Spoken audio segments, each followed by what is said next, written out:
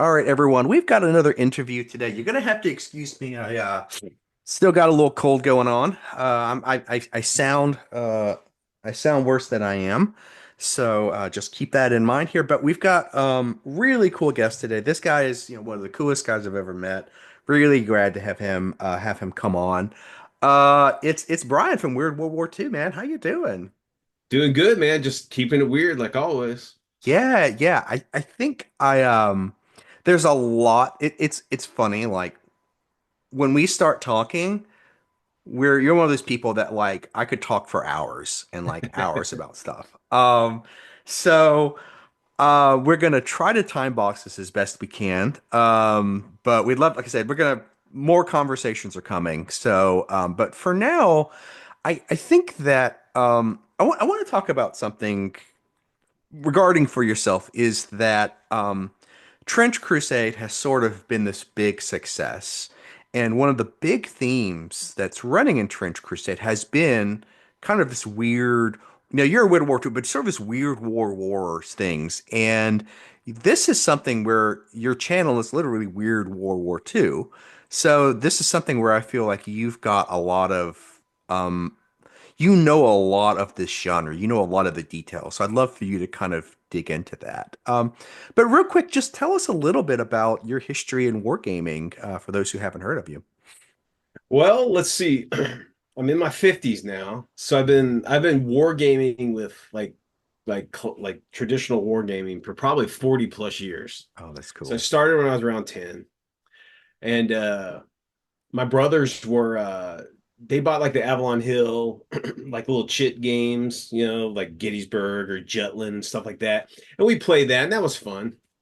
A little complex for me at the time, but my brothers started playing. They had a buddy of theirs that was a miniature war gamer, and he brought it over one day, and it was just a whole new world opened up to me. Because I was a kid playing with toy soldiers, and I inherited all my brother's toy soldiers from Marks and all those companies. So I was grounded in playing with toy soldiers. Now I could play a game with my toy soldiers. So that was the big thing. So and growing up, my first job was at a comic book shop, and I had a great discount. So that's when Rogue Trader just hit. So this was like 87 or 88, I think, when I was Oh, that's working there. cool. Yeah. And now, like 16-year-old kid, 15, 16-year-old kid working on weekends at this comic shop just to get that discount. So I had all the 40K stuff. I was a big 40K fan, and and that's what I bought into. But then I would play whatever, but those were the armies that I had. And as I just progressed, I played a lot of historical stuff because I studied history in college, and I was a big comic book guy. I was big into pulp, the old pulp magazines of the past, the racy grindhouse stories of the men's Yeah. magazines, and the great pulp, fiction writers from the past. And I was just really into the whole kind of high adventure and strange happenings, in a set in a real world. And it wasn't until probably the early 90s where I saw some guys actually playing some 28 millimeter World War II. Now, I've never seen 28 millimeter World War II ever. I've never seen minis for it. They were using 148 scale model kits for their vehicles. I played like micro armor and 15 millimeter, World War II, but I never seen anything that big. And that was my scale, 28, playing Warhammer and stuff like that. And I was just hooked. I was playing World War II at 28 millimeter using the Battleground World War II system, Mhm. and it was like the first 28 millimeter World War II system out.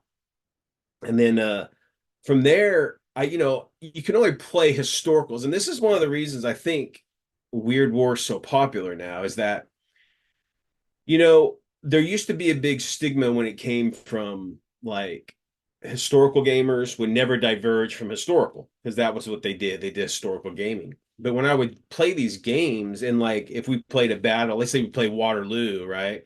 And the French won, that in itself has become Weird War because it's altered history, That's right. Yep. right? So I'm sitting here, and me being a fan of comic books like Sergeant Rock and Weird War Tales and big fan of Indiana Jones and all the pulp stuff. I'm like, I want to start playing my comic book slash horror slash sci-fi in my World War II because I got first of all I've got all this World War II stuff. And shit, I'm gonna play Captain America. I was a big fan of the Yeah. Golden Age stuff, comic books. So I know about the All Winners and the Justice Society and all these like superhero teams. And I'm like, dude, that'd be awesome. Have Captain America, the Human Torch, Toro and Bucky, and the Submariner fighting against Nazis on the tabletop. I can do that. And Hero Clicks just came out, like just. And they had some like, Captain America models and all Mhm. these. I'm like, shit, I'm gonna just use those. And they're roughly 28 mil. And then next thing you know, I'm playing, flamethrower guy fighting against, King Tigers with legs. And it was just a whole new world opened up. And I'm sitting here and I'm like, this is a lot of fun. This is great. It's set in this time frame that I love, and I can inject this, in this weird war. I can inject everything that I love into it, and not say, not oh, you can't do that because that didn't exist. This is weird war. Anything exists. Just play it how you want. So my gaming expanded from there, and so I came to a tipping point where I had all these different scales and all these different games, and I realized all I was playing was Weird War. So I sold off all my 15 millimeter stuff. I sold off all my sci-fi, dedicated like Gothic sci-fi, my Warhammer and all that stuff. And I'm like, I'm just going to concentrate on Weird World War II because it hits everything that I would ever want to play. I Yeah. can put sci-fi in it. I could put horror in it. I could do straight World War II. I can do a slight, alternative World War II, meaning that it doesn't have to be Nazi zombies. It's just like, oh, you know, Battle of the Bulge was successful with the Germans. What's next? They Yeah. took Antwerp. What's happening next? Or the Battle of or the invasion of England happened. Or the Germans backed the Chinese instead of the Japanese during World War II. And Mhm. you got the whole new timeline, and you can just diverge like that. And I'm like, I don't need to play all these different genres to get my sci-fi, my horror, my gangster, my pulp. It's all right here. It's just all I have to do is use my own imagination and find somebody that wants to play weird, and there you go. You can play anything you want. And that's where I am Yes. right now. I think it's 20 years going on, my weird World War II adventures. Yeah, and So like so what you said, and it's funny, just your intro, I feel we could talk for hours about several things. And that's great. That's like so cool. One of the things that I would say, I think me and you, I'm in my mid 40s. We come from a time before sci-fi and before fantasy was mainstream. oh Whenever whenever it really was just wonky and weird. You're right, Rogue Trader, but also just the sci-fi stuff, some of the pulp comics, and also like I was a big fan of just 1950s, so people like Asimov and Heinlein, oh yeah. who just wrote their version of sci-fi and Star Trek, and I mean like early Star Trek, where um, it was just a little off and fantastical. And yeah, it's hard. And I think you're right. It's hard to sort of pinpoint exactly describe that characteristic, but there is something, even just going from Warhammer, but also the Marvel universe and everything. It feels so calculated now, right? Man, what would you Yeah. feel? What do you kind of, yeah. So like, you hit it on the nail where at that time in my life, back in, the 80s, it wasn't cool to be a geek. There was no geek chic, but I wore a comic book shirt. I was a big punk rock guy. I had crazy hair. I Hmm. wear, crazy t-shirts but I also wore a gaming, I had D&D t-shirts that, all bootleg stuff because I didn't sell that stuff. You would go to a gaming con and there'd be that weird guy selling awesome shit. It's all bootleg. It's all like crazy D&D shirts and like my other t-shirt is a chainmail bikini or something like that. Just ridiculous stuff that only Yeah. geeks would get, back then. I was ridiculed being a gamer, but I had I had a strong enough character just not to care. And but what happens is when you're like that, you the people that are like you gravitate towards you. And then you start to form these small communities and these small friendships and stuff that last forever, man, because you guys are like strangers in a strange land when with these kind of hobbies. Yeah. And but now that it's mainstream, it feels mainstream. It's Yeah. not like a bunch of guys going down in the basement and gaming all day, and your parents don't know what the hell you guys are doing. Why does it stink down there? What are you guys doing down there? Yeah. Or Yeah. whatever. I know that one. Now, yeah, now everybody knows. Now it's so mainstream and it's so corporate that it does feel like it's like typecast into having to be a certain way. Yeah. And with all the movies and all the TV and all the money behind it now, I think the uniqueness of it is kind of gone. Hmm. Politics are injected into it now, and with that you got money involved, and there's people fighting with all that, and you got it's just different. It has a different feel than it did back then. It is But so, yeah, I agree. And I don't want to I don't think either of us we're not here to jump on one side or oh another. no, no, But I think it is crazy that you are seeing these genres becoming politicized. It's so out of the mainstream where we come from, where it's like I know no it's one talked about this stuff. Like you'd be like politicians ridiculous. would be embarrassed to even mention the fact that they like Star Wars, you know. So And it then all of is. us, It's fascinating, you know. And but anyway, so I think that's good. But so let's talk. So one topically, Trench Crusade we've seen has been a big success. And what I find really fascinating about Trench Crusade is sort of what you're getting into. World War One, World War Two. Um, it's really there is something about this genre that people keep on coming back to as like you mentioned sort of this well of creativity like my first Weird War alternative sci-fi was Command and Conquer Red Alert, right? oh yeah, yeah, And like so I was a kid and I just loved it, right? I was like, wow, this is just the coolest weirdest thing. What is it about the world wars and what is it about that just we are just that just creates this weirdness because we're going to talk about some of the stuff the games you follow are just so cool but they're so out there, yeah. where Well, where is this coming from? I think the Weird War, I think the biggest draw is that it's set in reality, right? And it's set in a reality that most people can understand, right? Like if you get into like some of these sci-fi franchises, there's a lot of legwork to realize what's happening, and all these different cultures and all this like Yeah. sci-fi or whatever. But like, let's just say Weird World War One, like Trench Crusade. People that know about World War One, right? They have a framework that they know it's already established, right? But because this is Weird War, is that you now can make it the way you want it to be. You know what I mean? And I think that the draw of like a pre-existing history that you can alter yourself is enticing because it's real. I mean, it's real. It's like, this is an M4 tank existed on the battlefield, right?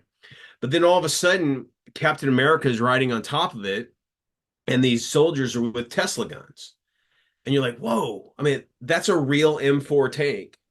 But then what are these Tesla guns? And I'm fighting against, okay, I know the Japanese Imperial, Army is right there and they're bonsai charging me, but what's in there? An Oni? Or those are demons? What is going on? So it's just like it elevates this new world. You know the real world, but now you don't know the weird war world because it's open. You can just do whatever you want with it. And every game system and every just unique individual that plays it, it's all different, but it's Yeah. all the same because it's World War One. You got the Allies and you got the Axis, and they're still the same people. They're still the same armies, but they're different. And you're like, oh, that's cool. What's happening here? And then you draw from that, and you just then you because there's no set it's set in reality, but there's no set like history beyond the reality framework it's in. But And now the world is open to you and to do whatever you want with it. So it's a it's good open. starting point, and you can just keep going. But it so that's interesting because it is open, but there is also sort of a nomenclature that you have to, like you mentioned an M4 tank and a Tesla, and like there is a certain culture.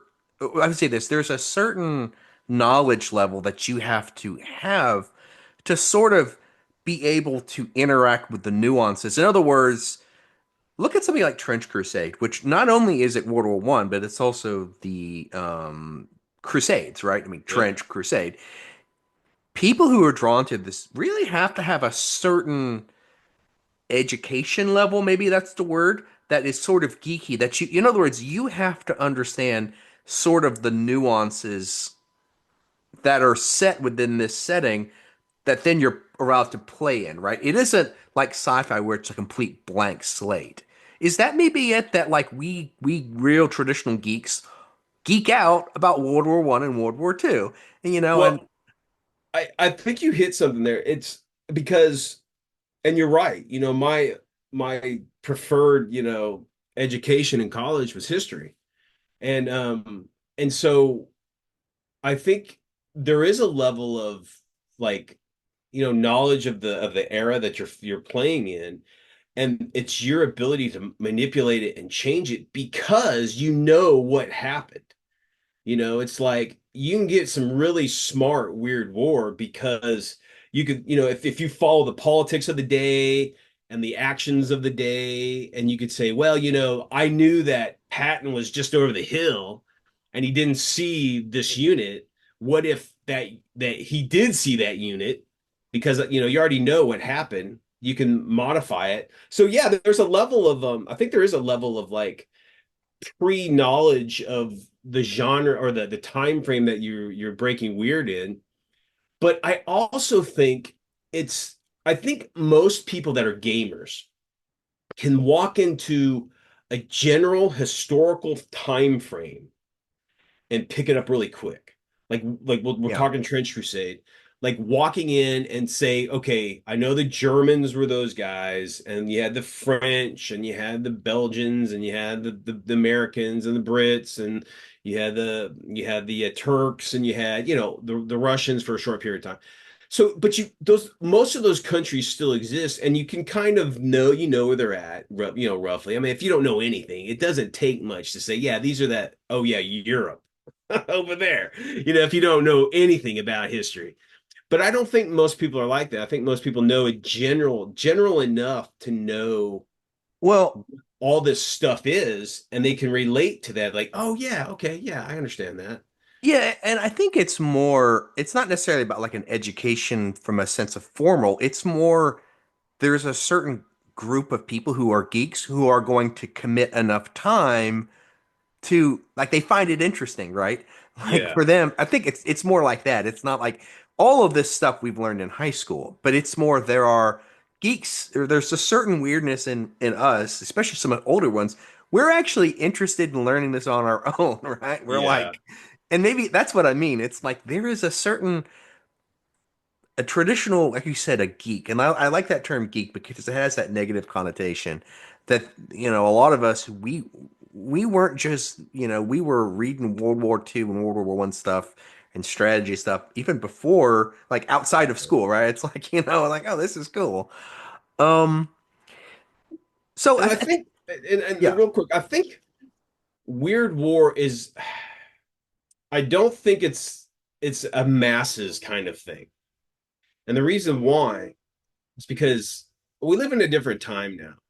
And there's a lot of, and I don't know, I'm not a PC guy. I try not to piss anybody off, but I'm not worried about pissing people off. But I think in today's society, this weird war is it can be political.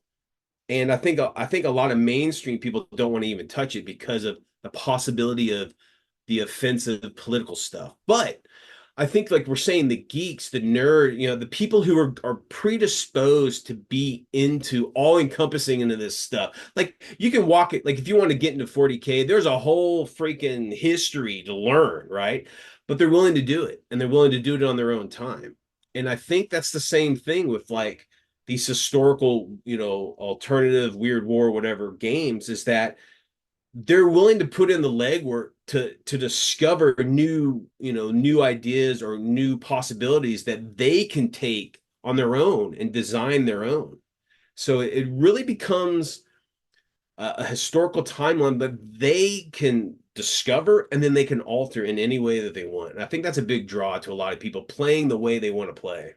Well, I think as well, one of the things about Weird World War is that you do mention there is a political undertone about it. I mean, but I think back in our days, we were okay getting political because no one cared, right? Like Yeah, now these things are discussed on mainstream, and so I can understand why people are less inclined.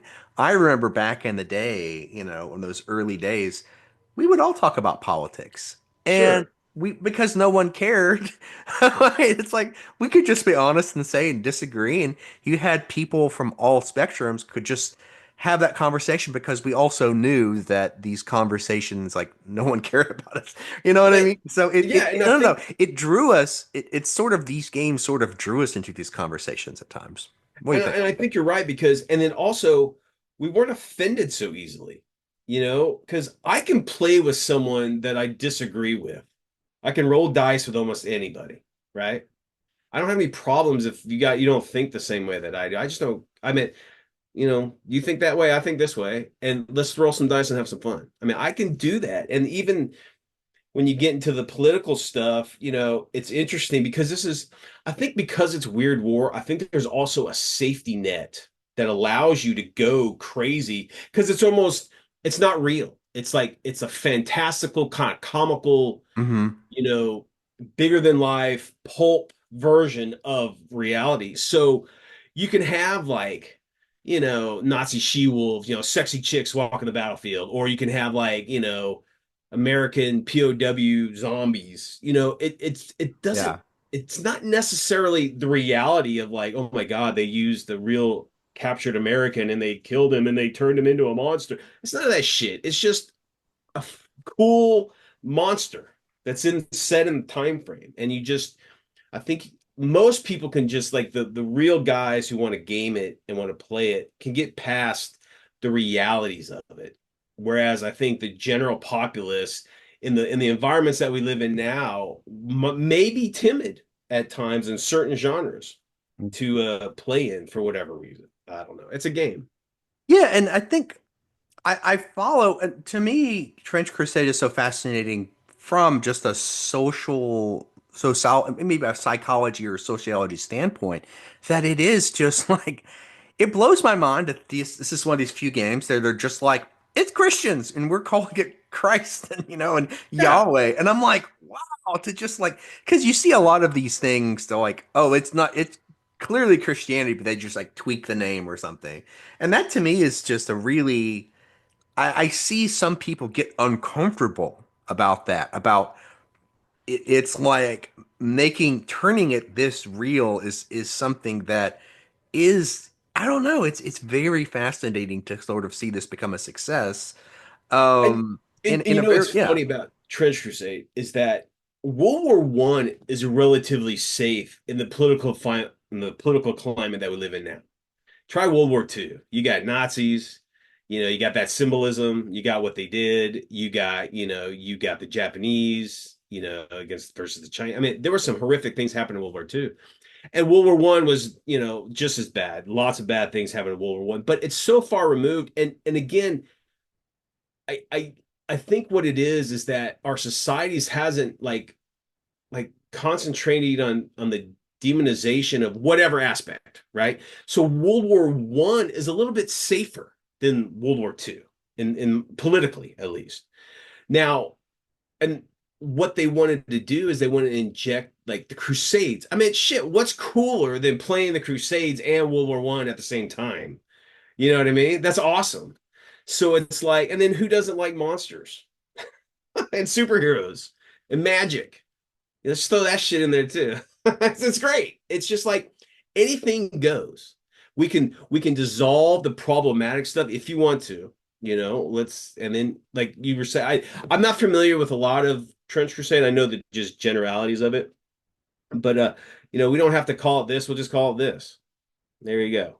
It So and that's what's great about Weird War is you can take it as extreme as you want or as vanilla as you want, and it's all you.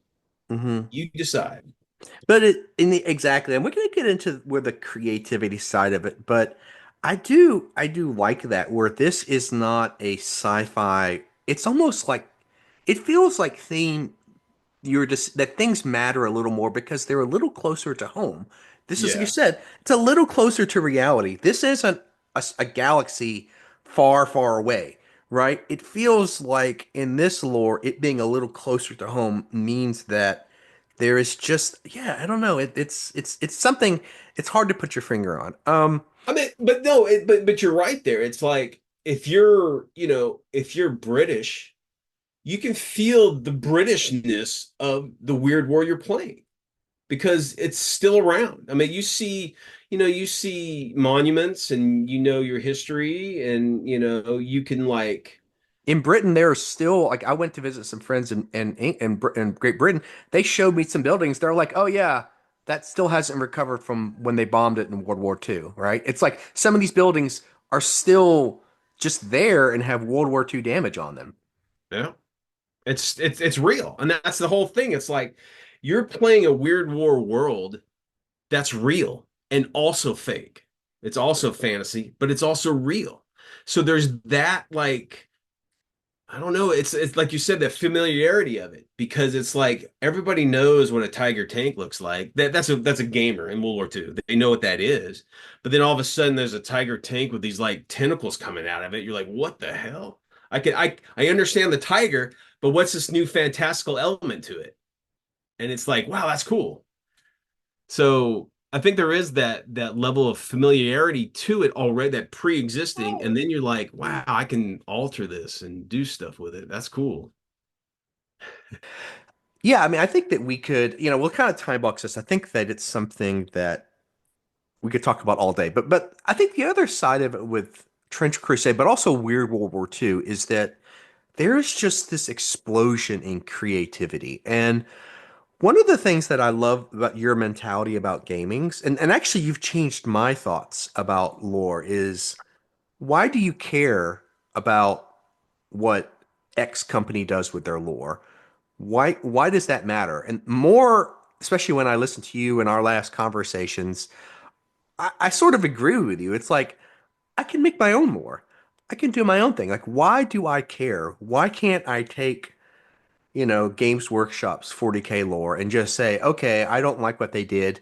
So for me, it doesn't exist. I'm going to do my own thing. Yeah, maybe. Do you feel that we've become slaves to like where have we lost this creativity as gamers now that like we just like I would say this. So many gamers now are getting so frustrated about what someone else does with the lore. And yet it wasn't like that when we were growing up, right? It's true. So now I've thought a lot about this because I don't play anything mainstream at all. Nothing mainstream. And this is why. I think the natural evolution of a long-term gamer, war gamer, is they realize that they don't want to play the way that the company wants them to. They want to play the way they want to. And I think, and because for you to get there, you got to get into it. And when you're into it, these game companies, and we're talking miniature wargaming here right now, is that it's all set up in a tournament style of gameplay. So a lot of people coming into it new, that's what they think this hobby is. And it's not until they get to that frustration level, they're sick of spending money, having to get new editions or whatever. And they're saying, I don't want to do that anymore. I'm not going to do that anymore. And then it's like, I want to play, they form some friendships and with like-minded people thinking the same thing. And they're like, you know what? Let's just do our own thing. But I think Yeah, there's a time frame for you to get there because when you first, like, again, I've been doing this over 40 years. I left Games Workshop. I haven't played a Games Workshop like war game, like 40K. I quit at second edition. second But edition. Yeah. I played the hell out of Rogue Trader in second edition. But when I saw what they were doing, it's like the squats no longer exist and they have Yeah. bigger and bigger armies, and it's like you got to follow this. And I'm like, that's not how we played. We didn't play, we played like scenarios, like, you know, the governor's daughter was kidnapped, and you've got a unit of space marines sent to go get her back from this, Eldar, war host or whatever. Why would Eldar be kidnapping a governor's daughter anyway? Who cares? Like in the lore now, they wouldn't be doing that. But you know what? Back then, that's what we wanted to do, and that's what we did. So we don't. I think it's. I think over time, if you stay within the hobby, I think you start to make it yours. You stop, you put away. Like you see a lot of these old time gamers, they I mean, it's hard to tell from the channel guys because, they're making money. This is like they play these games and because, it gets views and all that shit. But Weird War II is not like that. We play what we want to play and how we play. And that's why, we don't have a huge um like viewer base, but we love everybody that watches us. We freaking love because we all think alike because we're all playing how we want to play, and there's no right way to play. Yeah. Like Weird World War II, I play my own system. Hmm. I play other game systems, and the first thing I say to everybody, and I say I make it my own.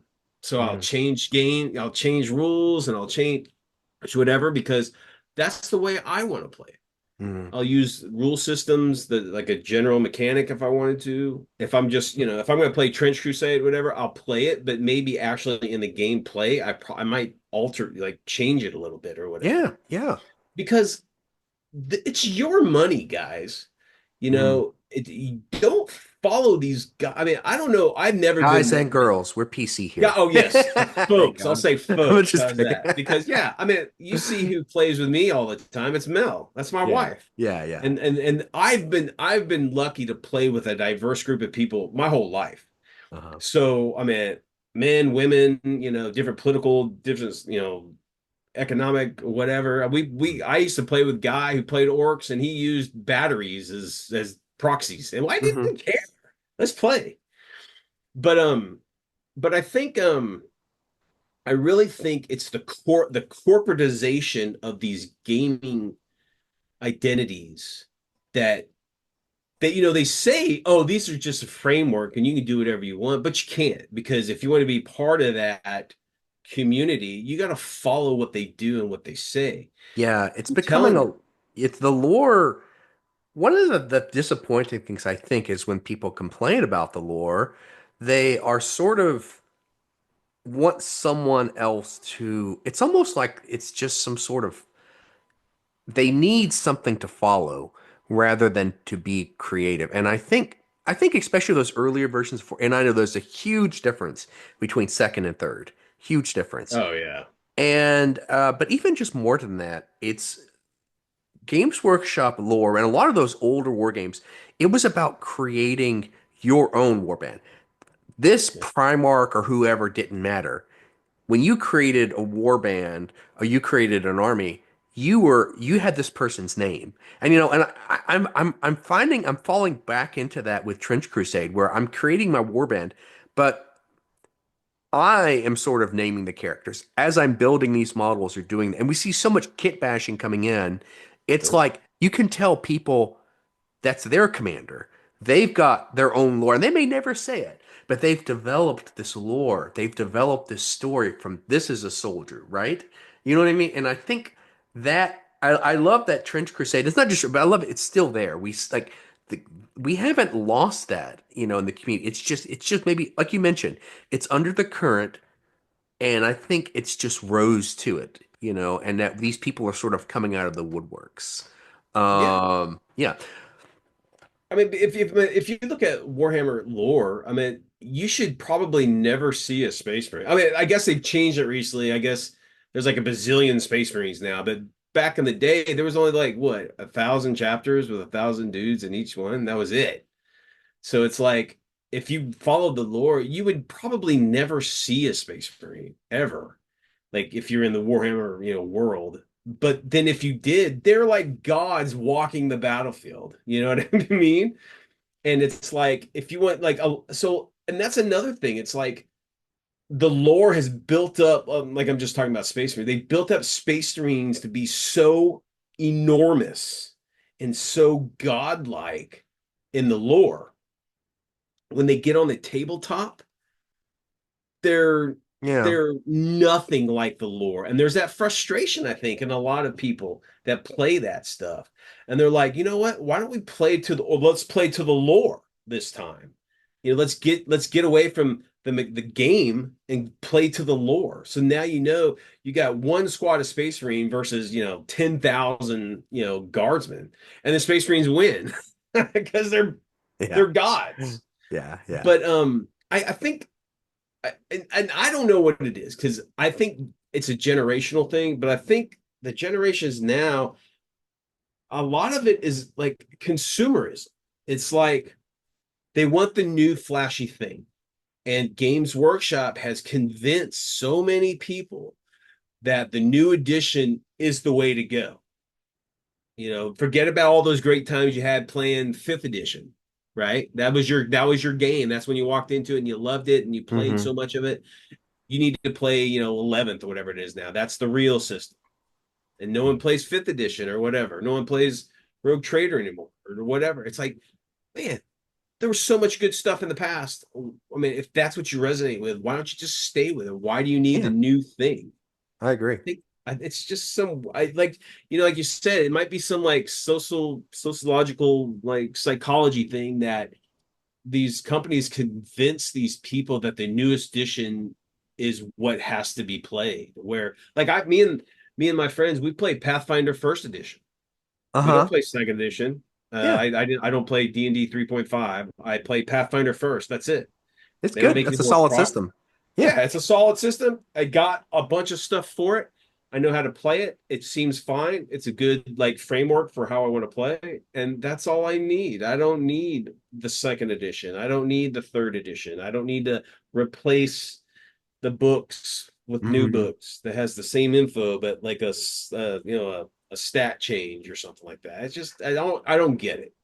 But It is, and I think we can talk about this for so I would say this way. What happens to Trench Crusade? Is it going to be? I don't believe Trench Crusade is going to be the greatest game ever. I don't know. I mean, I like it, but one of the things I hope happens is that Trench Crusade becomes a gateway to these other weird war and like creativity again. Well, So, real quick, you refer to Trench Crusade. A lot of people think that this is like the first weird World War One game. It's not. Gaddis Gaming came out with Shattered Crown, which is a alternative World War Two that began after World War One. And it's like, and like you're saying that like Trench Crusade could be a gateway. It could be a gateway to Gaddis Gaming's thing because they have, in World War II, it's not the Nazis, it's like the Roman Empire has reestablished itself. And it's like, again, it's it's still Weird War One, but like you look at Trench Crusade, it's divergent from the Crusades, and then Shattered Crown diverges from like what happens is they they reverse engineer the War of the Worlds. Like the War of the Worlds actually happened. the H.G. Wells story actually happened. The Martians came down and we won, but they reverse engineered all of the tech of the Martians, and they're building human, super tech. So that's Shattered Crown's divergence in of reality, whereas Trench Crusade is like the Crusades, the demons and the religiosity and the spirituality and whatnot. So it's cool to see two different Weird War One games. It's still Weird War One, but or in that era, but it's completely divergent in like how they broke weird. It's great. And that's showing the level of creativity that one person can just come up with just in a huge historical setting. Yeah, and that's why I also wanted to have you on. Can you give us some more great, so you're into Trench Crusade, but here, can you give us some more games that could really have people other dig their teeth into? Oh man. So, Weird War Two is really my forte. So, but again, I play my own game. I've created my own system. But I think Achtung Cthulhu, just the whole background is a lot of fun. And the reason why is that it's World War II, but it infuses the H.P. Lovecraft mythos into this world. So you have like, real world belligerents militarizing the Cthulhu mythos to their own benefit on the Allied sides and on the Axis.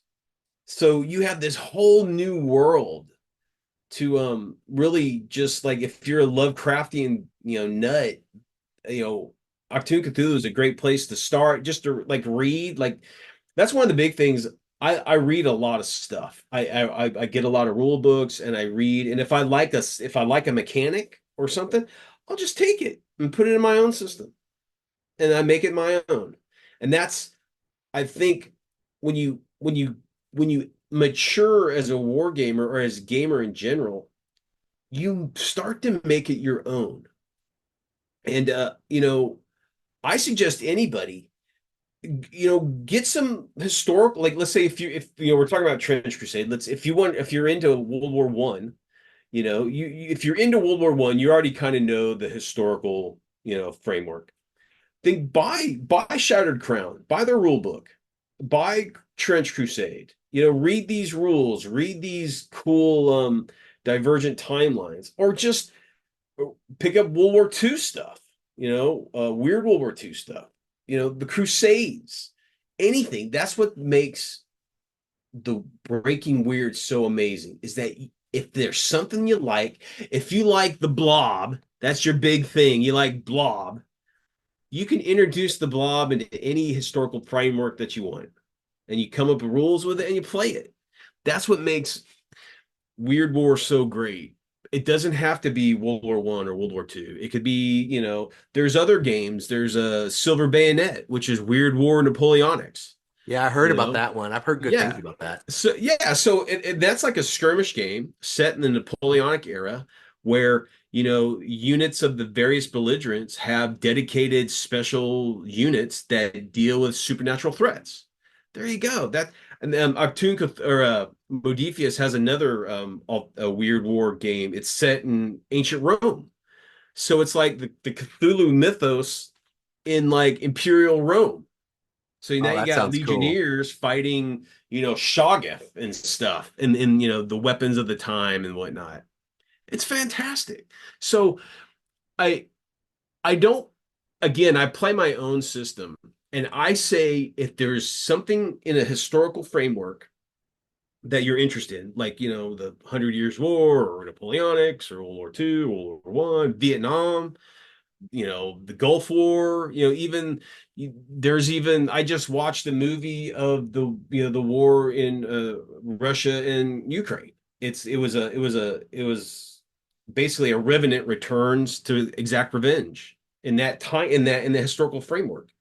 And it's just like you can do any whatever time frame that you like. If you like Elizabethan and the steampunk stuff, you can just insert whatever you want in that time frame. That's what steampunk is. It's just weird, it's not a weird war, but yeah, there's conflicts during that time period. It's still weird war. Like, the technology has been, altered.